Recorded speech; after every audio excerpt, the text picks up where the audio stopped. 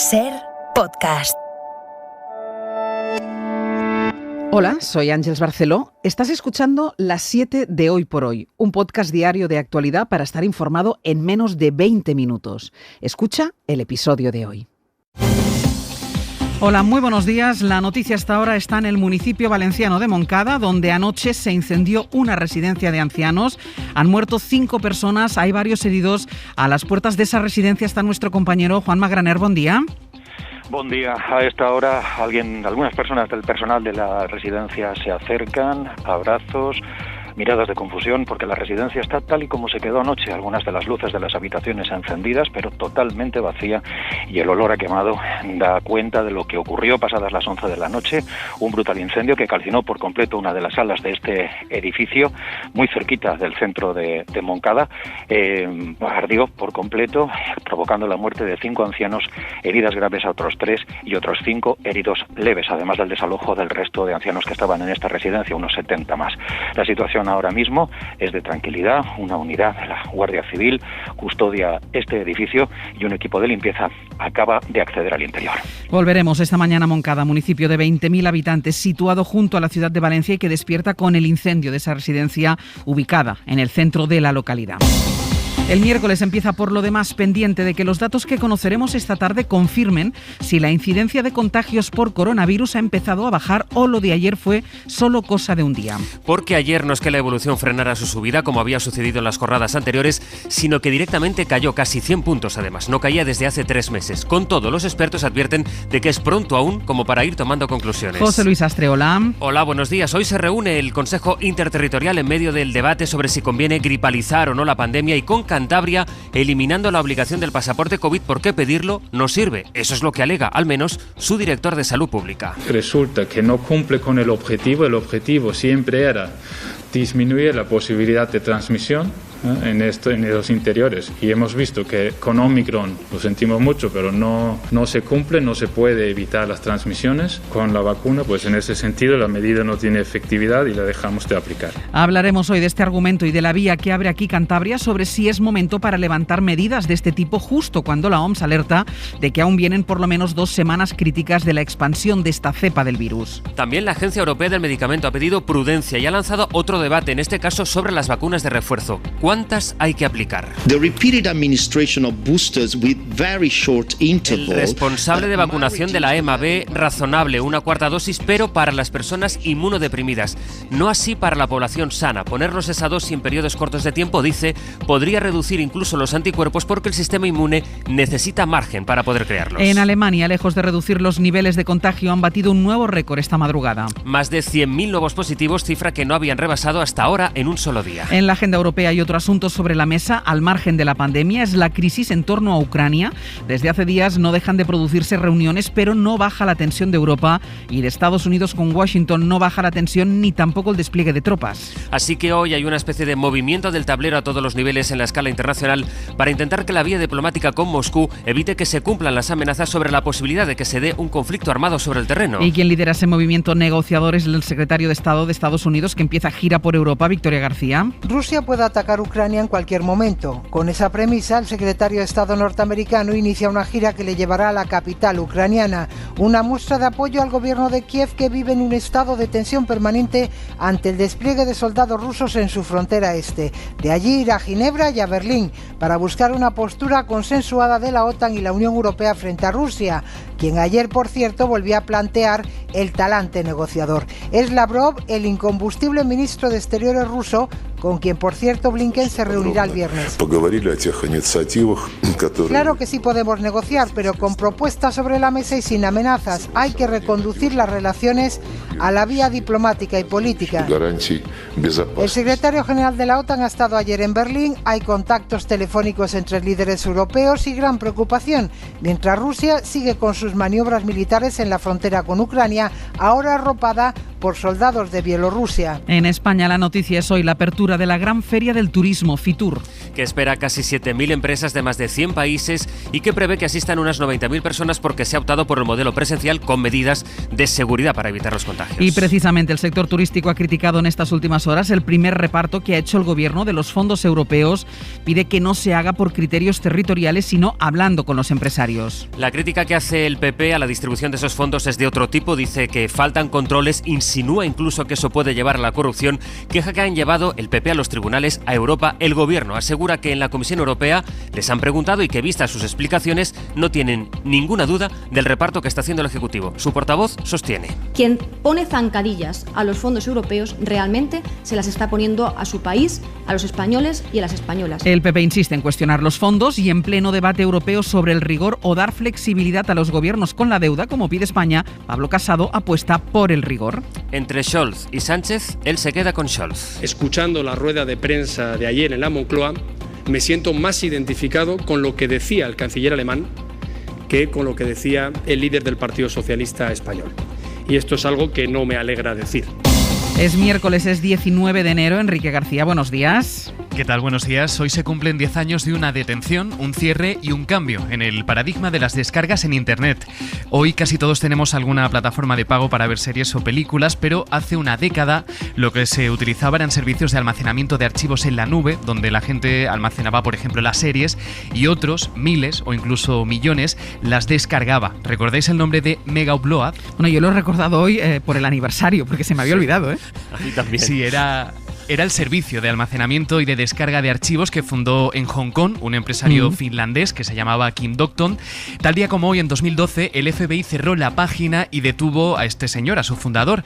Le acusaban de vulnerar los derechos de autor que cifraban en pérdidas de hasta $500 millones.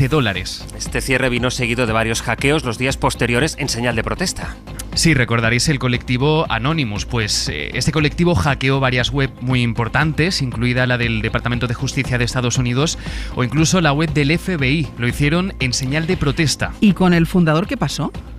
Pues el proceso judicial sigue en marcha 10 años después. La justicia estadounidense le acusa de fraude, de extorsión y de blanqueo de dinero y se podría enfrentar a 20 años de cárcel. Él ahora mismo vive en Nueva Zelanda, desde donde ha presentado varios recursos para evitar la extradición y, ojo, porque ha anunciado que va a lanzar un nuevo proyecto digital este año. ¡Qué historia! Bueno, vamos con la previsión del tiempo para este miércoles, Enrique. Pocas novedades con respecto a ayer porque sigue el frío y el sol. Sí que será un frío más húmedo en todo el Mediterráneo y habrá más nubosidad durante la mañana en el Cantábrico Oriental, sobre todo en el norte de Navarra, y Canarias tampoco se libra hoy de la calima. Las 7 de hoy por hoy. Ser podcast. Es miércoles, hoy hay Consejo Interterritorial de Salud, así que Gobierno y comunidades van a analizar la evolución de esta sexta ola que, según los expertos, podría llegar a su pico en los próximos días. Los datos de ayer nos muestran que podríamos estar ya en esa senda porque la incidencia acumulada ha caído por primera vez en esta sexta ola, Enrique. Sí, la incidencia cae a 14 días, hoy tenemos 91 puntos menos y es la primera caída desde finales del mes de octubre. Es cierto que la fotografía que vimos ayer está incompleta porque faltan los datos de la región de Murcia, que no lo volcó al sistema, pero casi 100 puntos menos es mucho. Y viendo los datos de Murcia de los últimos días, es probable que la caída se confirme este miércoles. La incidencia a 14 días cae, también la incidencia a 7 días, en este caso 135 puntos. A falta, como decías, de los datos de Murcia, la incidencia está en 3.306 casos, pero ¿se está notando en la presión hospitalaria? ¿Vemos algún cambio tímido en estos indicadores? La presión asistencial se atenúa, solo se han registrado 97 hospitalizados más en las últimas horas y en cuidados intensivos hay 8 pacientes menos. Además, por primera vez hay más altas que ingresos, lo que sigue, eso sí, es al alza, son las muertes. En las últimas 24 horas hemos registrado 284 fallecidos, son 564 en la última semana. Hoy el Consejo Interterritorial va a analizar si hay cambio de tendencia y eso se podría traducir también en un cambio en las restricciones vigentes en los próximos días. De momento hay 2 territorios que han anunciado cambios, aunque por motivos diferentes. Empezamos por el más inminente, que es en Cantabria. Allí desde hoy deja de funcionar el pasaporte COVID porque el gobierno entiende que no está siendo efectivo o que no cumple las expectativas. ¿Cuál es el motivo? Radio Santander, Fermín Mier, buenos días. ¿Qué tal? Buenos días. Salud Pública explica que no ha servido para frenar los contagios. Aquí los expertos no confiaban excesivamente en una medida aislada como esta. Son conscientes de que la vacuna no frena la transmisión del virus y la irrupción de Omicron ha provocado una explosión de contagios entre personas vacunadas que cuestiona la efectividad del pasaporte. Los datos apoyan esta tesis. Hace 40 días, cuando se implantó el pasaporte COVID, Cantabria era de las comunidades autónomas que tenía una incidencia más baja de todo el país. Hoy, 40 días después, tiene una de las incidencias más altas de toda España. Y el otro cambio nos lleva a Cataluña porque el Govern prorroga todas las restricciones vigentes, pero esta es la novedad, el toque de queda deja de estar vigente desde la madrugada del jueves al viernes. Radio Barcelona, Sergi López, buen día. Hola, buen día. Cae el toque de queda porque el Govern defiende que ya no es útil aplicarlo cuando el pico de la sexta ola está a punto de llegar. En cambio, se mantiene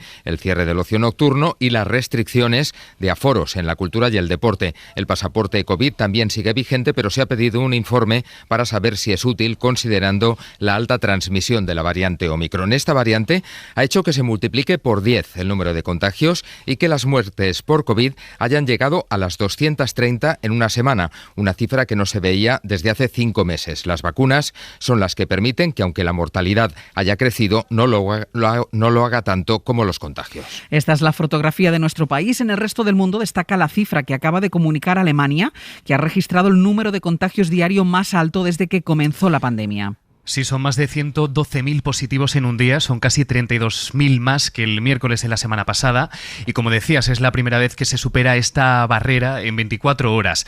La Organización Mundial de la Salud pide no bajar la guardia. Su director general entiende que tenemos que ser cautos porque la narrativa de que la variante Omicron es más leve está costando vidas. Omicron is causing hospitalizations and deaths. For many countries, the next few weeks remain really critical for. Y asegura que todavía muchos países del mundo se van a enfrentar a semanas críticas. Semanas críticas para los sistemas sanitarios, en ocasiones de países donde la pandemia está llevando a las economías al borde de la quiebra. Esta es la conclusión de un informe del Banco Mundial que señala que la deuda que deja la pandemia supone una auténtica amenaza de quiebra para los países más pobres. Javier Ruiz, buenos días. Buenos días. La deuda que los países emergentes han tenido que asumir para pagar la factura del COVID puede quebrar a más de la mitad de ellos. Según el Banco Mundial, países como Túnez, como El Salvador o como Sri Lanka pueden quebrar porque tienen que devolver hasta 35.000 millones de dólares este año 2022.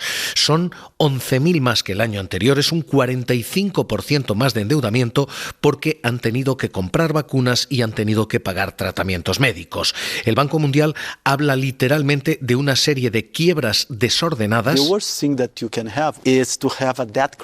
los que el 60% de los países pobres está en riesgo de quiebra.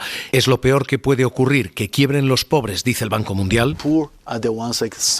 que estima que más de 40 países pueden estar ya en suspensión de pagos de facto. Y en los países más ricos lo que crece son las contrataciones de seguros privados. La saturación de la atención primaria en la sanidad pública podría estar detrás del aumento del 5% en estos contratos.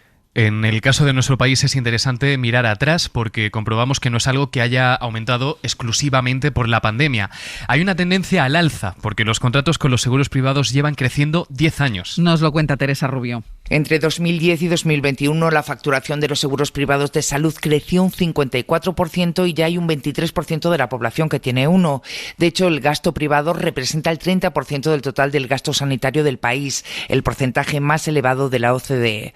Las aseguradoras atienden ya el 20% de las consultas, el 23% de los ingresos y las urgencias y el 30% de las operaciones quirúrgicas. Además, según los datos de la patronal del seguro, en estos momentos más de la mitad de las resonancias magnéticas y el 45% de los PETs que en España son de prestación privada.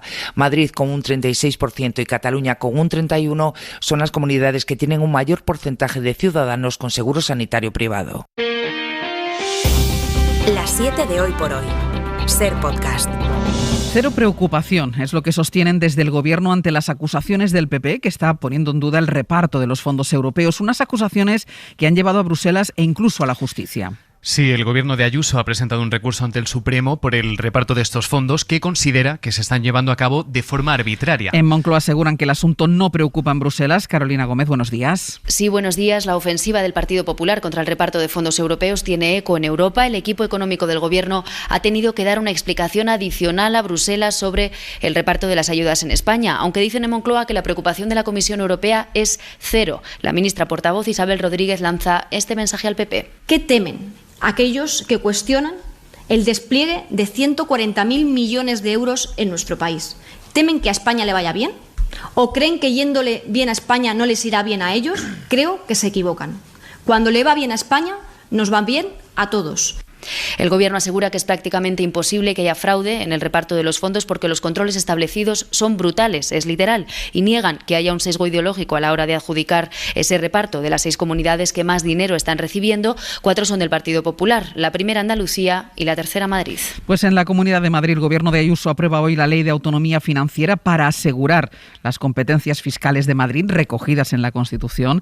¿Esto qué significa? Radio Madrid, Joan Jimeno, buenos días. Buenos días. Se aprueba hoy en el Consejo de Gobierno. Es una ley que tiene como fin proteger, dicen desde Sol, la política fiscal de la comunidad ante la armonización del Gobierno central. Desde el Gobierno de Ayuso insisten en que no quieren que el Ejecutivo de Sánchez suba los impuestos a la Comunidad de Madrid, y aunque es una ley difícil de explicar porque el Gobierno regional no tiene competencias para regular la fiscalidad marcada por el Estado, así lo explicaba Ayuso cuando la anunció. Ya hemos dado un paso adelante para blindar nuestra política fiscal frente a cualquier intento de cambiarla y, sobre todo, ser más transparentes y ya constituir un nuevo derecho, y es el de que los ciudadanos sepan en qué se destinan sus impuestos, algo que no ha ocurrido nunca hasta la fecha. Desde el punto de vista constitucional, dicen, la ley tratará de dar cobertura a las competencias cedidas a las comunidades en materia fiscal.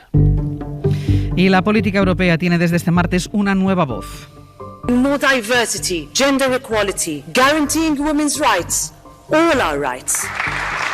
Es la nueva presidenta del Parlamento Europeo, Roberta Metsola, de 43 años, del Partido Popular.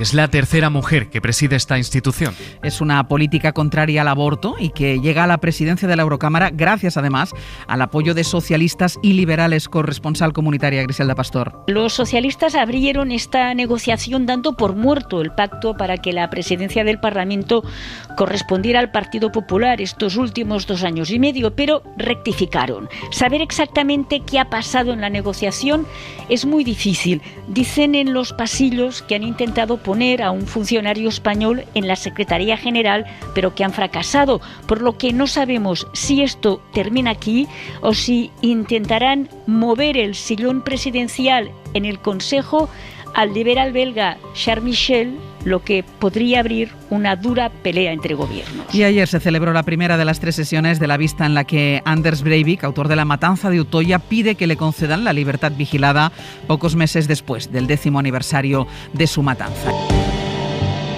Suscríbete a Las 7 de Hoy por Hoy. Todos los episodios y contenidos adicionales en la app de Cadena SER y en nuestros canales de Apple Podcast, Spotify, iVoox, Google Podcast y YouTube. Escúchanos en directo en la SER de lunes a viernes a las 7 de la mañana. Cadena SER. La radio.